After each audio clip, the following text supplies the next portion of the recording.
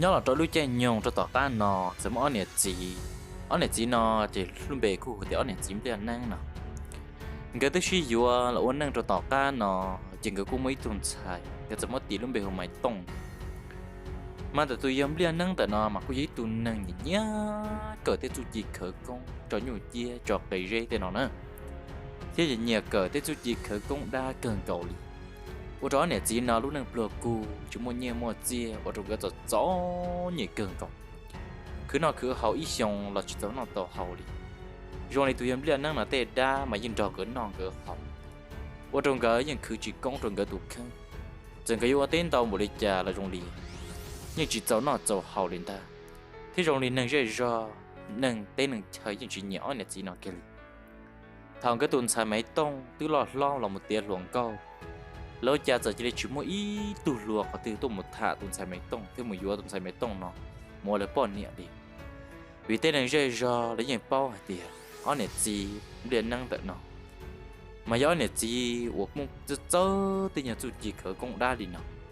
giờ vúa tàu mù chỉ tòn tê lúc năng vúa liệt sĩ đến ta giờ cho năng rơi ra chẳng chạy chỉ mấy tụ luộc và từ tụ một thả ở này gì tuần xài bây giờ máy tông tận nó cho nên cháu ấy tu luyện câu nhớ cả khó xia cần cầu giờ lên nó tí nhớ là trò tỏ ca ít nhiều xong trò tỏ ca này giờ lần gì em liền năng sẽ được tuần xài thì mình xài ta chỉ nó cái này ít luôn nuôi nhung số à lâu rủ là sư chỉ mấy tuần nổ ít tu vị tuần giàu đi thế ở lên nó nữa nhớ tận đây nó trả họ chỉ một con nhẹ thì có gì là giờ chỉ một lời từ ba co chỉ có một giọt có từ này vô thuộc co nên giờ sẽ chỉ tàu vô bể được co mà chỉ mới cho chú chỉ khởi công chỉ vô bể được co để có ở tiệc cỡ có tàu chỉ cho chú chỉ khởi công nó nhưng nhau một tòn đây nó có thể vô tàu tí thái có tụ khẩn nữa chế tàu nó tuần sai mấy tông thế giờ thì ở đến đó mà chỉ xin cho thằng đấy lo chế tụ à dầm liền năng ở hiện mấy tông chỉ giờ chỉ là biết khi là để chú chỉ khởi công đa chú chỉ khởi công cho nhiều chiêm và phá đầu à cây rễ cây lầu là giờ tiền cho nhiều chế nhiều dầu tiền đơn ta lúc xưa thằng nó chỉ tu luyện chỉ liên năng để nó sẽ biết hiện là để chủ chỉ khởi công nó cho tuần sai tôi nhớ là cho toàn ca nó dừng cái tổ bê bao lúc lì cho tuần sai cũng cởi tàu tụt chỉ để chủ chỉ khởi công nó thế chỉ thằng nó nơi chơi cho họ bao ở tiền tuần sai nó chỉ xấu cởi thế chủ chỉ khởi công đa thì nó chỉ số cho lúa nhất cho họ chúng mới tụt lúa vô tàu lúa tụt một thả ở này chỉ liên năng là tuần sai mấy tông thì lợi ta giờ lên nó máy tông để số nó số mỏ khó sẽ rủ sư chỉ bảo hiệu ở lịch trả lại là nhưng chúng mấy tụt lùa tụt một thả tụt một cho kẹp phong dương cho nữa đi vì đang dễ do là nhân trái nút từ em máy tông chỉ cho đa là một tọt lời thế vì máy tông chỉ vì em liền năng là mấy nhân cần cho đa tọt năng là chỗ trong đang dễ do những chuyện nhẹ là cái lý thế thì máy tông là có cho cỡ tí nhiều chú chỉ khởi công này nọ thế chỉ ha giờ vào tên lùa tên năng lầu lấy tên mua tên tú chỉ chia mua tên tú rồng chỉ lấy những chỉ tàu lùa cho lấy tên tú một tháng này chỉ biết năng là tuần xài đi là nếu cô chỉ có khó xia cần cậu đi chỉ cho mong chỉ mua cô nhớ là tôi yêu nhiều xong cho tao cá nó cho nên này thế này chỉ cho mò cần cậu chỉ có chỉ đi tua ta lại cô chỉ ở chơi tàu tuần xài nó nhớ ý lần khó xia khổ thầu nó tên lúa nhớ rồi hậu chúng một tụ cả một thả tuần xài này là tên chỉ năng giờ lầu là lấy chỉ tàu lúa một thả tuần xài nó đi giờ nên nó nhớ là cho tàu cá nó họ sẽ mấy tụ lúa tụ cái đấy tụ luôn tại nó luôn bề hồ nội dân nó tụ nội dân tại nó sẽ tụ cái đấy cho nên tụ sẽ tụ một giờ họ lúc rõ họ cứ giờ tụ bỏ tuần xài nó ý lần sẽ chọn nhẹ sư có khâu là họ nhớ tới lúc chế họ chỉ muốn nhẹ tới một gì là thằng nó này thế giờ muốn ra tuần xài nó thả nếu thế giờ hai tiề tụ mùa có lúc bề hồ lịch giả thì chắc có dùng một khâu lá chọn nhẹ tam bộ nói có nhẹ thế có gì này một họ từ lại tuần sai ôi dân sai mấy tông tờ nó thiệt giờ hai trâu tụt tu nội dân là tiệt ô tuần nụ cú này thế cú chỉ tua lần gió cho cú nhon rồi cứ đợt ti cú nhon rồi à thế cứ tin mình trả hậu sợ nó bây giờ cú với tuần sánh tròn sánh chua ấy là chỉ nhẹ cú à là món nào mua hậu là chỉ sao hậu cú thiệt chọn nhẹ tam bộ đi nó thế là chỉ sao ba cú ý giả đó chỉ đi thế thằng nó à tụt tu ở giờ nội dân là thiệt giờ tiệt ô giờ đi nọ mà à có sao tụ xia món đó chỉ là của tôi cho à dạ của ba tổ co chỉ của nhiều ba co sư chỉ tuần sai mấy tông đó nó thiết giờ thì ô tụi nó có tôi kể đây tua tại khi nó cũng chỉ bảo cho cũng dùng một khó từ lại là nét gì tua ta là giờ có chỉ xả đi chả nó thó có cho cũng cho con mù lâu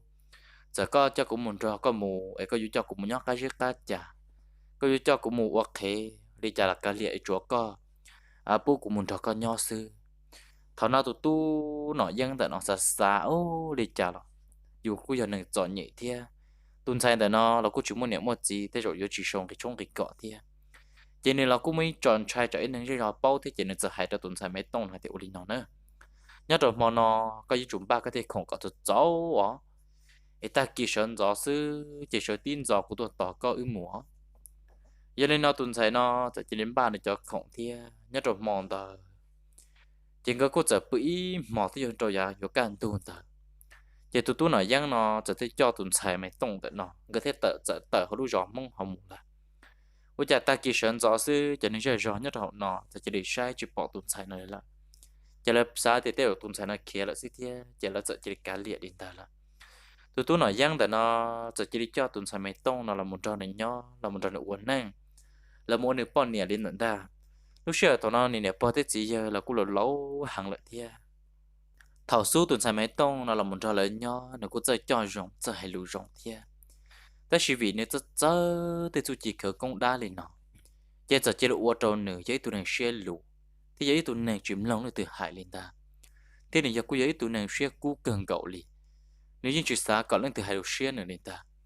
mỗi nu chỉ tụi tu nói dân nó họจะmột buồn đầu tê là chúa nửa thia nửa nè bỏ gì giờ họ nhắc cho họ chuyện nhắc cho nung ta nè bỏ thế gì giờ họจะgiữ tụi nhà ôi giờ tụi sai mấy tông nó vì tụi sai mấy tông ta nó nè chỉ bỏ xia bỏ kỳ li nè xa hai li cha chỉ nè hai nè xa u li cha chỉ nè uo sư nè chơi plá thổ tư chỉ nè cú uo nè nọ sư nè chưa quấn chơi cho tê lọ tê giàu li thằng nó nè bỏ thế chỉ giờ cũng chỉ dư nửa thế chỉ sợ đồ nửa bọt ta nè thế giờ chọn có tới từ tờ sa tí té rồi nè bỏ chẳng tiếc lo trong tờ nè bỏ tao mà chăn từ chỉ liệp vào trong tờ ta lúc trước thằng nó nè bỏ chính ra cờ sư chỉ giờ thế giờ tiền nha u cha có tụi nhang để có chú cụ xếp hệ tam bộ nó có một cái nền tàu sát tam bộ nó chỉ tụi nhang để nó giờ thế giờ thì cũng nhớ cũ nè nè chỉ nhớ nè tư dự nè phương là một dự cũ là một chị cũ này nó tao nó chỉ giờ là cũ lâu chỉ nè ô chỉ tàu đi chợ thì chỉ tụi nè bọn cha cỡ mò mò nè lúc tao học ít bia tụi chỉ lò bây giờ tụi nó dân nó lò chỉ là giờ shit thả thế giống tụi nhang nó chỉ chế cần cậu tụi nhang là cho tao ca mấy nu ô cha tụi nhang nó dân nó là giờ tiền tụi nhang ở tụi xài máy tông đợi nó nên nhỏ cho hỗ trợ chứ cha nó chỉ có câu rõ cần cậu rồi nên chúng mới lúc rõ lại là nên thế cho xa thì của tôi là một yuột gì lên nó là ôi cha của chỉ tăng của tôi đa thì khổ thế khó của rong lên nó thì tiểu yên vị giờ của chỉ tăng của tôi đa lận ta nên thế giờ tao kể mà tao tao nó rút ra nên thế giờ một tới tối cho chữ chia ban tổng lại tối cho xa tròn ta thế nên giờ là một tăng tới nhiều than nhất rồi bên này còn dùng cho sao bên to bên tí nữa thay mẹ sư nếu tu chỉ lấy những chữ bao đã chữ lên ta nhân nhóm là ở bên nó tỏ ca chỗ cha tu nói dân là niệm bây giờ lấy niệm bao giờ chỉ là mò đàn chơi lì chỉ niệm bao giờ chỉ để tua là lúc trước trên nhau niệm bao tua ta chỉ là cũng muốn niệm bao cho đủ đâu khua tỏ bên nó chỉ giống muốn niệm bao chỉ trong bao chơi là giờ này nó này chỉ nói dân nó cũng chỉ nhóm là tỏ ca nó rồi liền có một cái suy trả suy chế mấy nu cho nó nói dân bọn niệm cái suy trả suy chế nó giờ tôi nói dân chỉ xuyên hàng nói dân thế giờ thọ in gì thì in giờ tờ rồi nói dân bọn niệm nó ôi cha nói dân sai in gì thì in giờ tờ rồi nói dân bọn niệm ôn nói dân bọn niệm to là bông ta nói dân bọn niệm giờ chỉ đi sợ chẳng tím bùa làm tôi nói dân còn dâu chủ tôi nói dân cho cô nhớ chỉ đạt được bây giờ ta bông ở bên tu trong tờ nói dân còn dâu mình chán từ xì còn chưa mình chán từ xì số thằng nó nói dân qua là nói dân gì bây giờ gì giờ thế giờ hai đứa nói dân thì mấy tu hiểu lịch trả nhá neo xin tàu sát tầm bộ đi nọ chế thằng nó đó nói dân thế giờ thì ô gì đâu có này nhá nó mà phải cân cậu đi chế lúc xưa thằng nó nói dân còn nhớ đã bị tu thì cái tí đã có tu mới xích khó tụi nhá thì nó mà hàng cân cậu chỗ hàng cân cậu liền ta lấy chỉ nhớ cho hầu lúc rồi hầu là chế giờ mới tu nó giang là ít tu cử ti nè na luôn bề của hồ sông lự nó giờ ít tu nó tàu hải tàu thế ít tu giờ ít chữ cho plau chọn tu thế ít chữ hải plau hành tu nhớ trong lúc sợ chơi nhung thọ nó chỉ tu sông lự nó chỉ tu một chiếc plau chiến tu thọ một chiếc plau chiến tu ta chỉ chỉ mua nè nó giang tận nó lùa cho là một kho tu gì thì hai tiền giờ ít tu năng phê cần cầu nên tu gì nên sẽ chỉ tàu nên chỉ muốn tu chiến đầu sát tam bộ nó giờ là chỉ muốn shit thả chỉ thêm mua nè nó giang lùa lên ta ô nhớ cái trò mòn tờ sự kiện nó giang chẳng cái này tê chủ chỉ khởi công ta cho cái này cho đa nhiều tiền bảo phá nhiều tiền cái dây tiền nó cho một trâu tuyệt sống lự nó tại kỳ sơn gió sự chỉ sống lự chỉ trôn trồng này tụi mò chỉ sống lự chỉ đi tua lên lận ta ô lúc sợ chơi nhung thọ nó chỗ trâu này rơi mà chẳng tan trọ thế chờ xa thì u đi chả lần từ chủ cụ xếp hệ toàn bộ đi ấy do cho đa tụi một tỏ thì u hệ đồ tuyệt sống lự nó sống lại là cô ấy tụi nàng mua số mồm bể cô ấy tụi nàng nọ tàu hải tàu ít tụi nàng ít tự tụ bao tuần tu và chẳng lần từ chỗ cổ xếp hệ tam bao nhiêu à liền nào đó sống lự cho lúc sợ trên nhau thằng nó là cô chỉ bao tụi nàng đỡ tia chỉ chẳng mua sống lự cho là một đạo của tàu bên nô chỉ chẳng mua sống lự cho một bò chè lợn nó nè lúc già nho là mấy nút cho tọt ta chỉ tụ anh xài máy tông rồi giờ thì anh này chỉ nói dân nọ ủa cha cái thứ nào cứ hỏng bồ lấy cha là chuyện gì tệ đi giờ ô liu ở tên tàu bồ lấy cha là dùng lịch sử cho nó giàu hậu đi lúc xưa thằng nó chịu rồi thì nó dân nó chỉ bảo chịu đi cha đi nè mấy nu cho nên sẽ hai đứa này bọn nhẹ thì con nhẹ ủa cha chỉ vô là tồn tế lồng nó ủa cha có chỉ mấy tụi mình nhọ đi giờ tỷ có là giờ tỷ cô cho nên nhẹ thế giờ thì có gì cũng như ý chỉ cũng nhẹ thế cũng gì một trò trò của nhà thế của gì là tê cứ tê ti tê vì tên trò lấy những mua mình tu mình nhụa na chơi coi chỉ mua sư bó chỉ thọ nọ giờ nó dân thế giờ thì ô của nhà thế của gì là của tê ti là tê cứ là là tê bao nhà của mua nhụa ta thì dễ dụ mua lại na ta chỉ tê tê mà tồn xài đợt nọ máy tông đợt nọ người ta chớ tê chú chỉ khởi công thì nọ chỉ người cho chú chỉ khởi công đợt nọ chỉ bỏ rong để mua lên tờ đầu tiên để mua là chỉ để tên suy công được là như muốn no để cho tên trả thì một tụi mình nhọn ta tọt cả tua một lên ta cho nên giờ mua chỉ tao ít tụi mình nhọn lên đâu thầu nào ở đâu tụi nó giang để nó xả ra thì giờ chúng mình dưới tụi nhẹ chia tận tên nó giờ chúng mình tụ là một ba là một cái lúc tôi họ thời nhỏ buổi buổi nên gọi chống nó chưa ca là giờ tụi nó giang nó giờ tao một cho tụi tụi bọn nhẹ giờ tụi nhẹ giàu nhớ rồi lúc rõ một tia cô ấy tụi xài luồng câu nên cô giờ tụi luồng câu lâu rồi giờ tụi nó giang nó giờ cho là một giờ chế chỉ giờ ở đâu tụi nó giang tụi bọn nhẹ ở nhẹ lon là chỉ giàu xe nên thế giờ hai lên nó trâu nó giang là tia nó giang bây giờ có dùng một số chỉ tàu của kia lý có tiếp bao để một cú nhớ trâu tàu lúc nào tụi chế nó là có dùng một cho ít tụi lần được cơ bây giờ có dùng số chỉ tàu của lý cho nên những gì thế giờ thì mình nha chỉ nói những thiết sai dùa sư ta chỉ nên dễ dàng luật tê nhưng giờ dùa này giàu thia ấy cậu nha là cậu lúc xưa lọ thia cho nên những bọn này chỉ cho nên nó chỉ kia tụi lọ chỉ nói những giờ dùa nói những tụi này giàu ta là một đôi nói những lại nho trò lúc qua lúc trẻ cho nên giàu là một chỉ tụi ít tụi mình nhỏ thế luôn rồi nên giàu một cái ít tụi mình nhỏ sư chỉ nhon chuồn chúa chế giờ chỉ đi bông lại mấy tụi mình nhỏ sẽ chạy nhung chúa chạy chỉ để bông lại ô lúc sợ chạy nhung thọ nó tiệt tiệt cho tụi này lo nó với tụi này xếp hệ cần cậu với tụi này chơi trò đa trò nhiều tiền trò cây dê nhung giàu tiền thật thế này với tụi này chơi uổng cơ công đa lên nó chỉ tiếc uổng cho tụi này giàu tận nó mà cho này cho đa là một tọ tụi này giàu nó tụi mình nhuận nhất trò nữa lúc la nhưng mà no tụi này giàu nó tụi mình nhuận nhất trò nữa lúc la ta thảo no tụi nó giấc nó thế chậm mua chỉ tao ít tụi mình nhuận nên nhớ là cho tỏ ca là cụ ẩn này tôi nhuận tù ôi chả nói rằng tụ bọn này giàu chỉ để đá chơi trong đây này vui vui cần cậu nên giờ chỉ nó chỉ tò mò để thế giờ hai trong này tụ gì thì có gì ôi chả mỗi thế thầu của nó to thì cũng lúc chơi giờ cần cậu cho nên mỗi giờ đã chi mang cả trở học lúc la nó của tê la tên nhủ học của tê cho tên trả sư trái bia nên vào lúc trẻ nó này nên tê đa sự ca họ chỉ thì thấy nên vào lúc trẻ po cái yếu tố một thấy tụi chỉ năng chỉ vậy tụi muốn năng ngồi dạy khó lấy lúc sợ trên nhung thọ nó chạy tụi chỉ của chỉ tàu đi chả nên thế giờ thì ổn định mà con nhẹ giờ cũng mà muốn chế tụi chỉ năng chỉ dài họ tụi muốn năng ngoài dài khó bị lúc mà lúc chế xe họ bây giờ ba tàu thế giờ lúc sợ cho nhau thọ nó là giang sợ muốn chế tàu ít tụi chỉ năng chỉ dài họ tụi muốn năng ngoài dài khó ta lần nữa qua thì chúng ta đã chỉ thế thế rồi đấy là anh chỉ tàu hù bỏ hù giờ là hù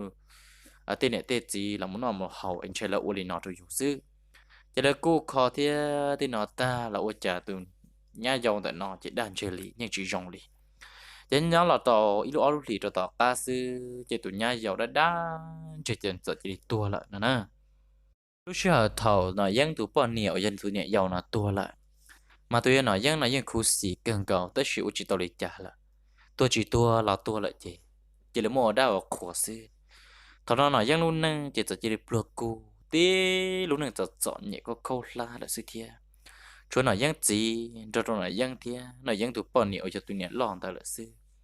ôi cha lúc xưa thằng nó chỉ chấm món này gì tụi gì nó mà luôn bể cũng gà dê nó món này gì nó cái chấm món mình nhỏ cho trong cần cầu lì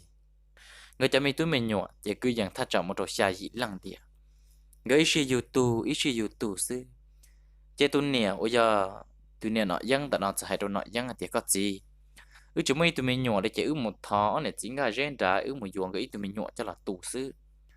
chế thọ nó dân thiết giải đồ này dân bọn nè thì cái nè có hay lý còn chứ sự muốn đòn cái thả xe cái bây giờ cái tụi mình nhỏ rồi cho là một tù còn nhớ tận thế nó họ tàu là một ba lúc sợ thôi lầu là ở chỉ tàu no tàu hậu chế thọ nó cái thiết giải muốn cho ở này chính là shit thà thằng cái tôi một giờ cho này chính cái gì nó cái giờ hay để nó trổ ở này chính nó dân thì ô đi nó nè giờ trời lúc sáng sáng mới như sáng mót rồi này thì ta chỉ cho bên nhỏ nó dù mỗi pla là lấy cha là mấy tụ rồi này lệ nu nương giờ lo tôi một tiệt gì tiền câu nên giờ bao tiền này nè chỉ lần tư cho nên nè giờ đặt ra một chậu này thế này chỉ nữa hay đi nó rồi này gì nè gì nó dân nên sao tụ xia thế rồi giờ chỉ mua cho mình nhỏ rồi này hả chế tụi này nó dân chỉ là hàng lòn ta thì ôi chả này anh chỉ có những một chỗ khẩu thì những một lậu tam bộ đi cơ mình nhỏ trong tam bộ đi cơ thì tụ chỉ dân cho mình nhỏ chép la cho mình nhỏ la liếp được trong đó trụ cỏ xí chỉ được mấy tụ trụ xí mà chế tụi này cái gì chỉ là hàng lò thì ôi chả nó vô hai lù đi cỏ này nếu sai chỉ tàu lì thì mình nhỏ giống mua thì chỉ mua là nhân tự là bao ôi chả nếu dùng bộ hàng tam bộ đi cỏ thì này chưa lên này dù là chả chế tụi nè nội dân nội bộ hàng lộ thiên tàu lấy thì nếu nè chỉ có dùng phe tam bộ để có thế tôi thọ vô nếu cho mình nhỏ chiều thì vô đấy đỡ nè như thế như thế chia cho cháu tụi này nè chả nên dùng một hàng tam bộ đi nọ thế chế thọ nó nội dân thiết giả tụi này những bộ này thì con nè cái lìa chỉ thắt xả lìa chả thế rồi cái tiền mình tụi mình nhỏ là cái dù chỉ mong cái pla cái lúc lúc cái thế cái lìa lấy cha chỉ mua là nhưng mà lên một chia sẽ bỏ mua giờ này chỉ nó có thể lo là chỉ tụi nhẹ dự ta rõ sinh ta đấy nội dung bọn nhẹ giờ tụi sai mấy tông ta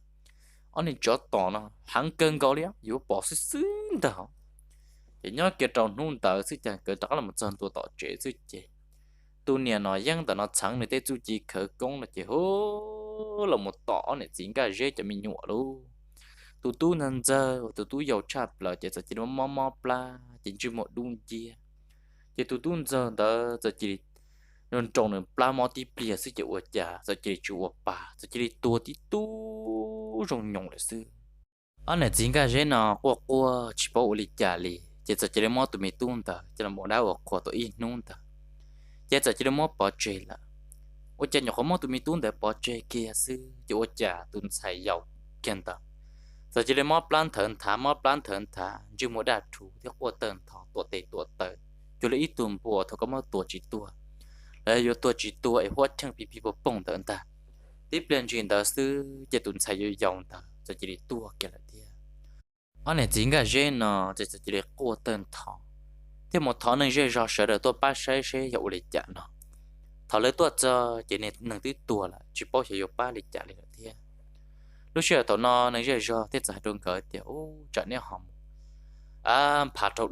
đa nọ bó rồi giờ thì trong đến nọ mà chủ yếu đa là xứ linh ta chế thọ nó mà lấy mót chờ khó chế ta là ở nhà mót tuần sai nữa cho bỏ chế ta mót chờ khó chế ta muốn nhau trong đoạn年giờ tết chín giờ chế lo giờ chỉ đi tua lên ở thế thầu nó này chỉ cái gì nó thì tua bé tụi mình nhỏ là cho chúa li thắt chặt li bé lâu tuần tao là gì thế trên cái chỉ bảo chế ô li trả li là lô lúc sợ trên nhung tọt nó trên cái thế giờ muốn chế cho chúa sẽ tên nàng rất suy chỉ khởi công li trả ở sau bỏ ba tàu xí giờ trong này nó là mà yêu chủ yếu nàng chọn đa một tọ cái tên mình tụi mình nhỏ là xin ta yêu chủ yếu nàng run dầu tròn cỡ xí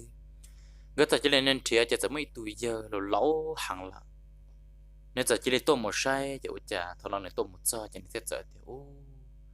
nếu bố mày yên chua thì khó từ liền thì cái thế giờ thì ô chỉ mày yên muốn chua đã chỉ liền ta giờ này chọn nhẹ cái nào cứ hậu đối lên đốt tế sư chỉ mày yên chua rồi lên từ liền cái thằng nào tụi giờ nó thế giờ đồn cờ thì trở lại cú sai thế cũng chuyện mà nhưng giữa chủ yếu ít tụi nàng từ xếp hệ cho sự cho đa tụi một tọ này cho mình nhọn nó nè nếu cho cái này tua có ta lên đó tụi nàng tự làm hay tụi nàng phê cân cộng thọ nó này chính cái dễ thật thọ tụi dân tự nó chỉ tụi dân tự nó thế trở sang để tụi chỉ khởi công nhớ cái trò mòn tới xí chỉ tụi nè một nội dân tự nó sang kia nó cho tụi chỉ khởi công cho kia nó cho cái dễ tụi một ta chỉ tụi dân tự nó chỉ đi sang kia tới bà để chuồn là nó tụi một xứ cho nên cái dễ tự đó là một trâu rồi nữa chỉ hô một trâu nữa mà tí tông bóng thả sổ ra là một giờ nói dân ở dân được tụi chỉ thế giờ con nhà dụ đi trả tiền chế thấu nó nên nhà chỉ đi tập lời chế sáng đấu kia cho cô là được bùa tiểu được luôn giờ nói dân chỗ nó bao nhiêu một chỗ cho nên bao nhiêu chỉ được đỏ được bùa tọt anh tu rõ cho nên bao nhiêu mang tuôn chạc thì được bùa tọt xứ thì giờ nói dân một giờ này bao nhiêu thu hoa chân tổ tê tổ tờ hoa cha này bao nhiêu họ chỉ tổ thế lúc xưa thấu nó chỉ tụi giờ của tôi ba tổ này chính cái gì nào tụi mình nhọ thế giải đi nào tụi năng tụi nó lúc xưa thấu nó nửa trâu mò lại đó mà tới rồi nhiều sĩ tàu này thì tụi chỉ khởi công tụi một phe rồi này lỡ chỉ giờ thì tụi năng tụi nó họ nhon nữa họ chịu lịch trả thì nó chỉ tua chỉ tới rồi nên trời sĩ tàu này thì tụi chỉ khởi công ta sử dụng tế nữa nếu chủ sĩ ở lại ốp bên lúc thì cho là một tăng này thì tụi chỉ khởi công đùa mà thì cho tụi chỉ khởi công mà đi lăng nó thì của tàu nữa cái thấu nó đâu tuy giờ nó tôi ba tàu này nó ta chỉ có này gì cái gì nó gà giờ xe lọ thì giờ đây nó tuy giờ nó dân nó giờ tôi một bọn này tôi tây tôi tây tôi bùa thì mình chán rộn chán chương tự sĩ thế giờ món này bọn này cứ thế mà ấy đặt là một giờ được bùa tỏ rộng nó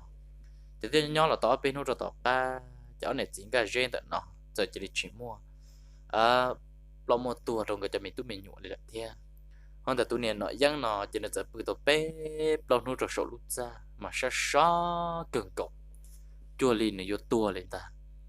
giờ đây nó lúc sợ trên nhungจะต้องthâu rồi in nhung tụ rồi tọt can nó mỗi nu chỉ tụi này nó dân nó tức sợ tọt mình chỉ là cho nên tụi gì bây giờ nó dân tức giải đồ nè thì có nè nó có là tức sợ tọt lại thế chỗ này nó nè chỉ là lò lại ít chỉ có cùng một tế lại chỉ chơi play chỉ có mỏ đồ chỉ nó chỉ tụi giờ nó dân là chỉ một tế lại chỗ này nó dân nhau trộn ra chỉ này nhé bự chỉ giờ cho chép la luôn nhớ tôi sợ thằng nào chỉ giờ như là lâu hàng lợi tôi sợ chỉ chuột tàu nữa chỉ được thiết giờ hai cho tụi nha để mình nha của chép lại cái là mỗi còn nhiều quần thì được cũng nọ xe chỉ nên nha chứ tỏ sư chỉ nên chỉ giờ nhớ nhau ít biệt các hại được thì nên nha bộ tợn ta lấy nên nha trở lọt cho chỉ nha trở sai ít khâu rồi nên chỉ giờ xưng ta ô tôi chặt chỉ giờ chán chừng từ xì luôn chỉ giờ tua tơ chỉ giờ tua kia lại thế luôn nên nhá nó mà phì cường cổ liễu lúc sợ trên nhung thọ nó chỉ tụi nhá tụi nó giờ chỉ để bông xe ta cho nên giờ chỉ muốn này chỉ giờ cho nó rong chắc cho một bữa được rong được luôn ra muốn để bả vỏ trộn còn sau muốn từ bao thì sau muốn từ xa thì giờ này tua lên ta cho nên giờ ô lên nó chỉ nhá trộn không đỡ giờ trộn tu cho nên tụi chỉ yêu chơi nọ dân nó sẽ to kèn đầu tế là một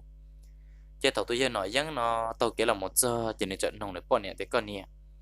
ấy gì nè gì một khó từ là ôi chả chụp bọt gì li cho nên bọn này thế giờ tôi nói rằng là tiền có gì bọn ta ấy gì tiền nó càng chỉ một bự được bọt ra có sư có một sai tiền nhá bọt ra sư bố chế tôi giờ nói rằng nó là tụi tôi nói rằng là một sai là gì được bọt ra chỉ ôi chả là gì chỉ tí tu đang chơi lý tứ chủ ba tí tua là lúc xưa thằng nó nếu mà lấy qua tên thọ mà được hôm nay rơi rõ sẽ đợi tua sai chỉ để tới trở thành tiền tới rồi có gì lầu lầu là để là thi lịch tua là gì thế chỉ lúc xưa thằng nó giờ muốn gì cho là một đâu của tao bên nu chỉ giờ muốn giờ nói rằng là gì ủa dân cái tụi chị dân tận nó cho một phục bỏ trẻ là chế ủa cha tụi nhớ là tao upload thì tao ca tụi nhá nó giờ thì tụi nè nó dân nó để tụi chị khởi công cho ca lần rủ tua thế nên đã cá xì tàu là thảo nó chỉ nên nhiều ủa đã cho đã một tỏ có này chính cái là tua có ta lên ta nữa mới nô chỗ cha này này chính cái nó cho tụi mình nhỏ thế là một đợt buồn độ tê lọ ủa cha là muốn gì này chỉ ủa giờ này chỉ nó dân nó cho tụi kể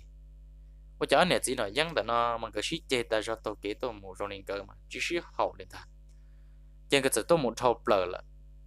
giờ lúc xưa tụi nó này chính cái nó chỉ chỗ này chỉ nó dân là xí chế tụi một thầu bờ lại cái tụi kể là một ta lấy tiếp lên trên tờ sư chỗ cha tụi tôi giàu tụi chỉ đến nó trong mỗi lúc bao giờ giờ thì té tụi một lon cầu tụi tôi giàu sau đó cồn rồi chế tụi chỉ đến nó mó cú lu trong tụi tôi giàu sau đó cồn rồi nè cho nên tôi nó mó cú lu lỡ cho nên là một giờ chế sư chỗ cha tụi chỉ đi đi hà hăng cường cầu luôn chế ủ đi chợ đi là chế thằng nó tụi mi tu nóจะให้ดูเนี่ยเตียเนี่ยก็ใช้ดอกกุนดอกโกใช้อยู่ดิจ้ะอุจจายุมอกุชันดอกโกnó ủ luôn đi tụi nè mà đi sai tụi mù ở chả tụi tu nó sáng đó cậu mà liếc plong sư ở chả trong đi cho lần trả mà tới tự ta tụi mù ta chịu ở chả nhưng chỉ bỏ ý giả đã chỉ thiệt tụi nè thiết giờ thì ô mày tu hiệu lịch chả có một trong đã chỉ bỏ ở chả con đó cậu liếc ta đi tụi tu là thiết giờ thì nè cũng do thì cũng chỉ một trong đã chỉ thiệt bây lần đầu tiên lò chỉ mò mò đi nọ sư chứ chả giờ chỉ nó nên dễ dàng cứ trốn trong thì ô tụi nè nói dân là muốn nói dân tàu trong đầu tiên mà nói dân chỉ nó đi là chế thầu nó nên rất sẽ đời mà đi một giờ được buôn đầu tiên chứ ô nè nói dân cũng đòi lấy một tiền ô chả nói dân chẳng trong chẳng trường từ xì sư cho nên nói dân tới giờ hay cho lỡ thì ô của tôi chỉ tàu tàu đó chỉ bây giờ chỉ trả chỉ chế cũng sát tệ do trong một vụ kể trong nói dân to hồ sư ô chả nói dân còn sát tàn bộ nóแล้วmà đi sát chỉ nói dân to hồ chế on không lạ họ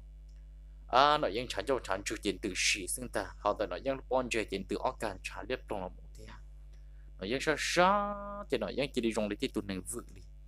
là怎么 nó ยัง cứ là một giờ chế chỉ nên sẽ sao là 怎么 tụi mình chế thì ở trái dưới tụi mình phải tạm bảo đi ở trái dưới tụi chỉ kia là dưới tụi chỉ khởi trong mỗi dưới tụi chín tàu thì nhớ cái trong nông đạo sư chịu ở trái đã trở tụi mình chỗ này ยัง trong cơn cậu chứ cha và tuổi họ sẽ tao kế tôi muốn nên ở dài khó là ý mong như là buộc sẵn rồi và tuổi tiêu chọn tu chứ và tuổi họ sẽ là một sao trong tại lúc rọn thôi chỉ là một thọ chơi sọt cho họ và cha sẽ bỏ tên này cho trong tôi muốn rõ mò chứ và tuổi sẽ nông lợi tiền nên một đất chỉ lợi thế giải đó và tuổi thì ô gì lo thì giờ bên mấy tuổi giờ nó biểu nội dân nó rụt bể mò cần cọc em nên cần em bên tôi muốn rõ sư chỉ ba ở lừa rõ sư chỉว่าตัวเทศเดี๋ยวอย่าเลยในตัวหมูที่ก็จะกุนตอนในหมูเทเช่chỉว่าตัวเทศรอเลยตัวหมูรอตัวหน่อยยังหน่อยย่อchỉว่าตัวจะมุ่งใช้ตัวหน่อยยังหน่อยเทศมันนงเลยเดี๋ยวอย่าอดจ่าตัวหน่อยยังหน่อยหอมมอดีเนาะแล้วเทศเดี๋ยวหน่อยยังเทศหน่อยยังป้อนเนี่ยก็ชิดชิดเจยังป้อนเนี่ยต่อซื้อหน่อยยังช้าจุลินเนาะว่าตัวเทศใช้ตัวหมูโอ้ยตัวหนึ่งรอดีซื้อมันจะย้อนต่อตัวหนึ่งหน่อยจะช้าตามบริเนาะđó là cú sai mà tụi nâng tại nó tàu cho tụi nâng số nó to hậu cú chỉ là to cho sao rồi nó tất chỉ to lúc sao hậu ta này là ta ở chỗ tên làng ba lư tại mà tứ từ ta ở tụi nó dân tứ thòng ấy tụi này ba nâng vự tứ chuyện do ca có nên chỉ sợ lên nó là giờ này chỉ mang bể là xin ta tao ba tuổi sai ta này nó chỉ ba tuổi chỉ nên chia tụi một đồ này nó những bọn này tụi nhân chia tụi một đồ ba tuổi thằng nó ba tuổi chỉ lên chia mua một đồ này nó dân và tổ chức xã rồi thì ô tụi này là dân tụi nó chỉ nên dùng một tí đó chỉ chờ bố chứ thằng nó và tổ thế giờ hai tụi cứ tiêu và tụi một bự thêm một sọ cho họ thì cứ đặt âm đã chơi trò cũng mà mình chỉ hậu lực chẳng có tao kể đặt là một sọ đặt nó chỉ và tụi thế giờ nó tụi cứ tin thôi thì giờ lên nó ấy tụi nhang tụi nó dân là dùng hạt tiền lắm thằng nó tụi cứ tin nó thế giờ thì ô nó dân dùng đồ bố đồ lúc rồi sắp còn trộn lắm chứ thằng nó ba tuổi thế giờ thì rất là cú sai mà tụi này nói dân tận nó nếu chế tụi này đòi đi lại gì nếu chơi thì đã chỉ được chơi tao chứ thằng nó nếu thế giờ đâu ba tuổi thì chỉ lo thì dù chỉ mua đã chỉ bỏ nên là dân cũng đòi biết nhau lần tệ nó thì chủ yếu ở tù chỉ đã chỉ chơi thế mà kể chỉ是hậu chỉ sinh cả sẽ lên nó sư chứ thằng nó ba tuổi thế giờ thì giờ là cú sai mà tụi này nói dân tận nó 有这的呀，那只呢，你有包只做的呀nó giờ nên chia số năng lúc chạy nó một xí mà nếu chỉ bao nữa ta chỉ giờ nên ở tiêu dùng chia mà nếu bỏ tỏ tiền nếu giờ cha chuột tụ lên ta chỉ thằng vợ tuổi khi lên ta nhớ tụi ta kỳ sơn gió chỉ vợ tuổi đó là tôi một sai tuổi nọ dân nó我chạy nọ dânจะจะuy tín này ba này vụ chỉ nó chỉ bao ta chỉ bao mình bể đã chỉ là ta nên nọ dân là mà nếu chú lu là một khởi trở tụ gì thì có gì đã có dùng chua rồi em cũng mà lấy mò tê muốn dùng mò tự là một hồ cọp lì ta chỉ nói rằng chỉ thích tụi mình ba vự được sư thầu nó và tuổi thế giờ hai đô la thì ta chỉ nói rằng như chỉ dùng trò cá lò là nè giờ đây dùng trò cá lò là như chỉ bao lần từ là như thầu ít tụi mình ba lần vự lên là vì nên lúc to hầu tê ba lư tê lăng nhất đồ sổ chỉ thứ tỏ ta tê lan trà là một lan này tê ba lư ta là ô tô nửa giấy tụi nàng và chỉ bao tan từ chỉ bao đã chỉ là ta chỉ nó chỉ nên chuột nhỏ thì nó có ta này tiệt là xin ta chỉ nên nó giang sẽ đâu vào tuổi tiệt ô gì lo ô chả có dùng một hai lúa đi tam bộ đi cú tí chỉ xí ra của má sư ấy chả có dùng một đa tam bộ đi có chê nữa có chỉ sai được phê đi có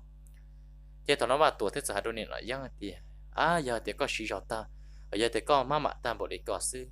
ấy có tụi chỉ riêng chỉ dùng đi nó đi làm nếu chủ yếu có xí ra có tụi chỉ thì dùng đi nó xin ta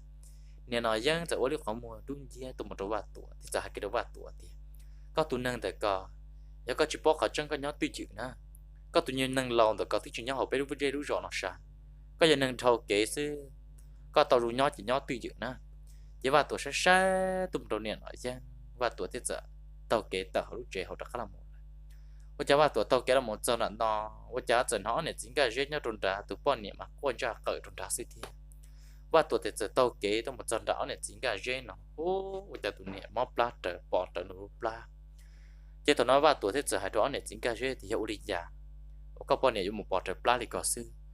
chính là dễ thì giờ thì chỉ lo của bọn này nhưng mà mò liền nào là tồn tại là thế thọ thì cũng mò thế thọ thì cũng rong sa mò sa rong chỉ rong là sư chỉ bao thì sẽ hiệu lý giả liền lô thọ nó và tuổi thì hai đó tụi giờ cái dễ đó nó thì ô liền nó giờ cụ sai có bao nhiêu sẽ dụ lịch trả giờ thằng nó vào tuổi thì sang cái chút chỉ khởi công thọ cái tuổi vào tuổi tuổi đi tệ là một nhẹ cái tuổi nhẹ nó rút la cho họ ôi cha nó trong lấy mỗi giờ đã chỉ mà kia tuổi dần cho họ thằng vào tuổi bỏ tàu lên nó vào tuổi thế giờ nông cái tuổi cái dễ nó thì ôi lên nó trở lại cụ sai mà dù chỉ mua đã chỉ thì ta chỉ vấn đề cụ yêu bao thì cụ yêu khó có bao nhiêu nào mà cụ chủ nông có bao cho nó bây giờ này nó có bao nhiêu họ cũng mới dân du cho lần từ thì lúc xưa ở trên nhung thọ nó chỗ này chỉ nó thì ô chỉ lo cái gì vậy chữ gì sọt sọt nhẹ cần cậu thế mấy tôi mình nhỏ tôi ta là chỉ bảo sẽ ủ để chán chữ cho một phê là ủ chả nhưng chúng mới tôi dân du cho lần từ lì thọ nó vào tuổi thì giờ thì thọ còn nên cho rồi rộng lấy vấn đề nào mà cũng có khó tổ này có bao nhiêu nào mà cũng chụp bao thì ủ để chả thì tiền nữa chế tụi nó giờ sáng một giờ sáng lo chế tụi nó nên nhẹ hay nó có gì ông nó ta làm tờ nhẹ nó dân thế nó dân cái chỗ tôi thò dưới cho mình nhọn nó ta sử chỉ cả chỗ chở cho mình nhọn thì đi tuôn rù là chế tụi nó và tuổi thế giờ tiền cho lên nó dân cái bây giờ tụi nó dân mang ba về chế tụi nó chế tụi dân cái thế giờ để do là mà ông này gì nó dân tờ nhớ đi do lúc thì ta lò thì người ta thổi cho mình nhọ vua nè vì cái chúng ý tụi mình nhọ đi nè ta sử họ chỉ cởi cho mình nhọ trong cái vua chỉ cái cho chị nó tụi này nói giang sai nọ tiền và cha ý tụi mình nhọ trong tam bảo giờ tôi cũng cái đứa tam bảo ý tụ sẽ giờ bố chỉ tao trong cái thia cái lò chỉ do tiền cái tôi vua đó ta chuyển cái con gái như gạt chia tôi chứ giờ tiền ý tụi mình nhọ ý dụ tao mà ý pla cụ sĩ lúc cần cầu chữ chỉ mua nè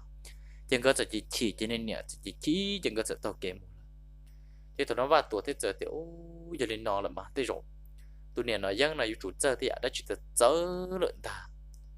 chứ lúc xưa tụi nó cái mà đi xả ra thì cháu chuyện cho cá xả thì họ nói rằng lên ta nhưng cái mà đi xả thì cái cho mình nhổ tít tua để ốp đi tuôn tới lợn thì những cái gì chỉ siết đòn đục lời chỉ hư cái gì giờ hay đi nó trốn vào tụi ta thì chỉ lo do là xương ta tụi này nói rằng tụi nó cho đã bỏ cho mình tụi mình nhuận ta ôi chào cô chuyện cho các xã kia và tuổi thế giờ thì câu shit thì tiền nữa ta sẽ nói tiếp bao thì tụi này phải cho nên từ là ta sẽ uống để gì chỉ sau uống cú kia đó trái bia à này bao là chỉ thằng nó hay nhủ hiện cái gì chỉ nhớ cái trong mòn tàu xương ta chỉ cái riêng cả lòng cái đó phổ chỉ我讲个些都没知道做多年哇nó dân tại nó chỉ cái gì tại chỉ vùng đó đông trâu à chỉ hú để từ xã tan trâu những cái gì chỉ vùng đó đông à để từ xã tan trâu sự chỉ u cho tao xin được vào tổ chức lần đó là một thiên thảo lấy thầu nó chỉ từ trồng tu rồi cho nên chỉ từ bươn chia ta rồiว่าตัวฉันกินแล้วว่าตัวท้องก็ว่าตัวดีเตะแล้วมันก็เอาไปเต้นแต่ตัวเยอะว่าcái gì nó chú hồ sơ thì chú chẳng có gì nó tệ tệ tới các mùa rồi u chẳng niệm nó dân sẽ chỉ sợ tí tuần trên chẳng được sát tổ lúc họ muốn liếp lông tu một đồ vật tuần ta thằng nó vào tuổi thế giới cái đồ niệm nó dân thì ô có tụ niệm nó dân tự có u chẳng có dùng giấy tụ niệm xếp hệ nó nhung hậu chia xếp tiền trả tam bộ đi còn niệm nó dân thế giới thì có giấy tụ niệm chơi cơn cậu liền cú xả lại tiêu chúng mấy tụ niệm chơi tự cú nóแต่สิ่งว่าจะก็ตัวนึงแต่ก่อจนเจียเตอกูเลยทีกูยิงเป้าก็รองเกลอกูยิงสามก็ตัวนี้นานมอเลยแต่สิ่งกูเจอสตาร์เชียเดียก็ยัยตัวนึงรองบริจาที่ก็จู่จีรองบริจาเนี่ยเลยทุนนอมาก็จะสาที่ก็ยุตกเกที่ก็ยุดีแต่กูชัดเตะนะมุนตาว่าตัวจะให้ตัวเนี่ยยังเดียก็ตัวเนี่ยยังแต่ก็จู่ลั่วเลยก่อซื้อว่าจะก็ยุหมดขาตามบทเลยก่อก็จะจอด้าหมดต่อหนึ่งที่ตัวจ้องตามบทเลยเนาะลูกเชื่อตัวเนี่ยยังที่จะเดียgiờ tía cú chỉ cho tụi chó đã tỏ cho nên nhớ rồi rồi là tụi bự luôn ta họ anh này chính cái gì để coi cho mình tụi mình nhớ thì cú chó đã tỏ cú là cú chó đã tỏ cú nè bỏ thiết chỉ giờ tí xin ta ta nói vào tụi chỉ ha hắn vào tụi thiết sự hay để có tụi nhuận nè nó dân để có phê cơn cầu u cha nó dân đi mua là cha nó dân sẽ tụi u tụi có tụi đừng phê tam một cái cỏ thiệt lúc xưa thằng nó chỉ vào tụi tròn có vào tụi trăn ta vào tụi sao thiệt giờ có giờ bọn nè sẽ là cũng những cái chỉ chế có lên thao ít tụi này phải chỉ chủ trò tua bỏ chế xí nữa ít tụi này phải mấy những cái chỉ chế cho chế nhau trò cam một tin năng gì lên ta nếu nó giăng tuồng có tôi ra chùa nếu nó giăng lại nữa ra chùa tôi một chỗ vào chùa bỏ vào chùa cho vào chùa trăn ta là một thái tí tệ u nữa vào chùa thì ở bên chùa thôi nó nếu nó giăng sướng trên trận taว่าตัวยับเราตัวนั้นชอบว่าตัวจันตาเจที่เตะตัวมูลเนี่ยยังไม่ชอบเราจะว่าตัวจันตาเรามองตีเนี่ยยังจับล้อเขาอีเช้าเนี่ยตัวโปโลปงดูวัวโจเขาเนี่ยยังที่เกินกูเนี่ยยังจ้วงกูตัวอีเตะอ่านตาเจ้าหมดชัวชัวตันโจตีพงตัวหมดว่าตัวจะว่าตัวนอจุนเดียเชื่อมึงการตันชอบว่าตัวลูกเขามัวว่าตัวยังจีบปกเกลินตันเนี่ยยังยับเราตัวทองกูจะตัวที่เตะตัวว่าตัวจอดดาวหรือว่าตัวสังเตียงเราโดนชันโจอุจจาระเนี่ยยังจะจวงโดยเจมี่ตาพี่ตาลินตาอุจจาว่าตัวสังเกตจะจุดจีเขาคงช่วยปาตันชออุจจาว่าตัวจัวเกยปาได้ตันชอสิจะว่าตัวลูกเขาหมดแล้วก็ปกเกยรูว่าตัวใช้รถตัวเนี่ยยังนำมาหังเกินโกลินตาตัวนั้นตัวยังก็เรียนจนเตอจะยังที่ตัวจัวสิอุจจาระได้จีลินตาตัวนั้นเนี่ยยังยับเลยตัวนั้นตัวเนี่ยยังชงกูตัวอีดูโปรเจกต์ตัวหมดว่าตัวนั้นพุ่งตัวว่าตัวหัวเชียนตาอุจจาว่าตัวย่อว่าตัวสิว่าตัวฉันเกี่ยวจุดจีเขาคงตัวนั้นช่วยป่าตัวนั้นตัวหมูสิเจเนียนยังจีโอ้หือตื่นลู่คนเนี่ยยังจีมูเรียบปรุงหรือสิ่งตาว่าตัวใช้จีโตว่าตัวโชว่าตัวรุ่นดีโลเตินตัวที่วันนี้เนี่ยยังโกนจีนแต่วันนั้นต้องก็เตอจารอวันนั้นปุ่งเตออุจจาเนี่ยยังฉันจุนตัวสิตาเนี่ยยังsở chẳng lọt choเนี่ยยังthâu cái tội cô số là một cô cho tội tu nhiều mùa rừngเนี่ยยังthong của tội ra cũng là một chuyện chẳng tự tụi mùa rừng tự ở và tuổi nó và tuổi lúc hồ xía mà móc lú thùng tự sư và tuổi sáng cho ấy ra cũng chua là nó tôi mũเนี่ยยังtụi nhiều mùa rừng tự chỉ cũng nhia kìa ônเนี่ยยังmất chó phùa cho hồ bị bốc cũng nhia cho hồ sinh ta và tuổi luôn đi lột tần đầu thì tôi mũเนี่ยยังdẫn tiệt lò trong vô nó tung cho hậu nên là những sự chỉ tàu lên ta, bây giờว่าตัวจะจ่าเราไม่ใช่รอสิจิวจะเอาตุนอยู่จะยับเราตัวเนี่ยยังเอาชาเตะตัวหมูพิมพุ่งจะว่าตัวจังเตี้ยเราคือจริงจริงตัวนั้นนอนตาว่าตัวน้อยเจกูรู้ซื้อว่าตัวรักสังเกตสุจิคือกงทองก็ว่าตัวจันตาว่าจะเอาตัวอยู่เจียนแต่หรือทบเลยต่อจากก็ยับเราหมูซื้อว่าตัวชอบว่าตัวจันตาเราหมดเสียเอาตัวอยู่เจียนแต่เราจันชอบปลาลูเอาตัวนี้เจ็ดตัวเกียร์ตรงเตอกูเนี่ยตันชอว่าตัวชอบว่าตัวจันตาเราหมดจัวตาจอเอาตัวนี้เจียนเตอซื้อ và tuổi đã khâu ok giờ tôi chỉ cái con chúa kia trục tụi nhỉ nó dân nó ở tụi nhu chia ô chó này nhu chia để trả cá lộn chia rồi đi cúi giáp rồi tao nó muốn này nó dân trâu chỉ hú này nó dân chỉ của tên thọ chỉ thọ tài rõ xí luôn ô lò lùa thọ tài rõ cho vào tuổi thì chỉ lo luôn thọ có luôn rồi nó cũng sư có lại luôn đi chả là cũng mà đi lọt lần của lúc chỉ thọ luôn chế thầu nó thọ tài rõ xí chế vào tuổi thì cái chú chỉ cái con thị kia chế tụi này nó dân nó chỉ khoản dọc khoản trường chán từ sĩ chế giờ chỉ để sợ trăng lò chỉ tí tu sao là nó không một liếp lòng thầu nó chỉ tụi những cái rễ mà để sợ tàu trắc cái lò thì chỉ tụi những cái rễ chỉ cần cậu đi tại kỳ sơn gió sư chỉ nên là dân tiếc mà nó lần là lúc chỉ sầu chuột chuột chát xuôi ya cho nên ở trong tuổi nhá trong lúc rễ lúc rõ nó chỉ là nên là dân ý là nhà tụi tuổi xí thằng này nó dân là biết thấy bộ trái dạ đi nó đầu tiên nè là đầu cho nên rễ rõ nhá trong nó chỉ là cho một lòng một tua chỉ là chỉ cần cậu thằng nó lỡ hay lên nó cho vào tuổi thì đi nó nói gì lo nữa tụi này nó dân là tuổi này tuổi trong là biết chỉ nhau trên này rõ xịn và tuổi thế giờ thì cũng chú ý tụi này thầu kể sư cũng chú ý tụi này diệt dị đồ này nữa tại vì nó nhớ chỗ này lúc rõ chỉ nên một giờ kể cho chạy đi trả sư nên nó dân với tụi này phê cần cậu đi cũng chú ý tụi này vô lòng một diệt dị đồ này cũng tụi này thầu kể là cũng cho là một ba này để nó sư toàn đây nó họ tới mà nó đi vô cho tụi là diệt dị này sư nữa chứ và tụi sẽ thâu kế thiết tận tại lúc rõ tới là một chỉ cho mong nhớ chỗ lúc rõ nó giờ chỉ để muốn nhận nó dân cho một bà chỉ trồng ra ít thường gì giờ là giờ chỉ để bỏ tua tao nó tua một xí chỉ này nó dân hậu sinh trồng ta nè nó dân giờ chỉ để tua lại là chỉ ô cha nhớ là chỉ tàu chơi nút tàu giặc ta sư chỉ nó dân bấm bá vự cho nó dân giờ chỉ để bông để tua lại thì nó dân thì này nó dân giờ chỉ để tua ta lại là chỉ cái thầu này dân bọn này thế nào dân cái tua ta chỉ giờ chỉ để chịu một này bọn này tua lại là ở này chính cái gen từ nó là cái tụi nó thì mình tụi mình nhớ là cũng chỉ trộn lọtตัวthì ấy giờ lên nó trong này chỉ cái tên này trả trong nó sẽ là từ chúa lên chúa tụ nhớ để vào tuần tụi nó quy in tụ chỉ chuẩn đến đấy thì chỉ lụp được biết sẽ là tầm nó thì quy in tụ lọ dễ trong nó cái này thì ấy biết sẽ là từ chúa lên chúa tụ thằng này nó ta cũng ra đã đang tại nó là thằng này họ ban nhà subscribe bút đầu cụ thì họ ban nhà tụi để trả thì sẽ có like đầu cụ em muốn lựa chọn tàu nên chúa lần chúa tụ em mà lấy sinh trí đùa nhát rồi lựa ra rồi là tận đây nó nè sẽ để nhớ rồi lựa chọn tàu